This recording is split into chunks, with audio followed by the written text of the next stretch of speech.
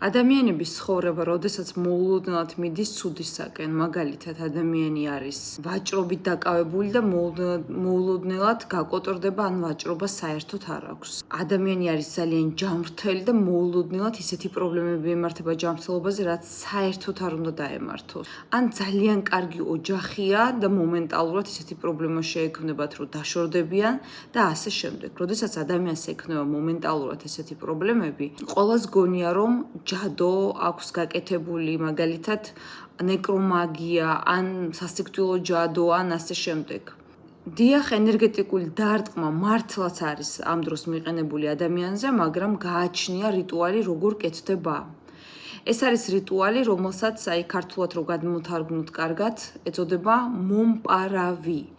ადამიანი, რომელიც იპარავს თქვენს ჯანმრთელობას, ენერგიას, მეუღლეს, ცხოვრებას, ადამიანები მაგალითად არიან ხშირად ძალიან გამხდარი, ძალიან ლამაზი და მოულოდნელად სუქდებიან და მოგეხსენება ძალიან დიდი წონა ადამიანს, რას უშვება, ფსიქიკას ურღვევს და ასე შემდეგ.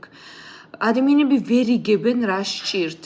ადამიანი გამოგართმევთ მაგალითად თქვენს ნივთს, ეს იქნება სარკე, ან მოგპარავთ შარფს, ან სავარცხელს, ან ნებისმიერ თქვენ ნივთს ვითომინად ხოვრებს და ამასობაში გააჩნია რა სურს მას. ჩემთან ყველაზე ხშირად მოდიან ადამიანები ჯანმრთელობის მოპარვით, ანუ ჯანმრთელობის პრობლემებით. მეორე ადგილზე დგას თითქმის ბარაქის მოპარვა ადამიანს, რომელსაც ძალიან კარგად ვაჭრობს, ან ძალიან კარგი, ესე ვთქვათ, ძალიან ბევრი ფული აქვს, მოულოდნელად ეწყება პრობლემები და მესამე ადგილზე დგას ჩემთან პრობლემებით ოჯახის დანგრევა. როდესაც ადამიანს იმ დონეზე შურს თქვენი, რომ სურს თქვენი ბედნიერება მოიპაროს და თუ დააკვირდით, ცოტა ისეთი ნაცრისფერი მეგობრები, ვითომ გვერდზე რო ყავთ და ვითომ კარგს რო გისურვებენ, მოულოდნელად თქვენ საშინელ მდგომარეობაში ხართ და ეს ადამიანები კარგ სამსახურსაც შოულობენ, კარგათაც არიან, კარგაცაც დაიჭერონ, კარგი ფულიც აქვთ.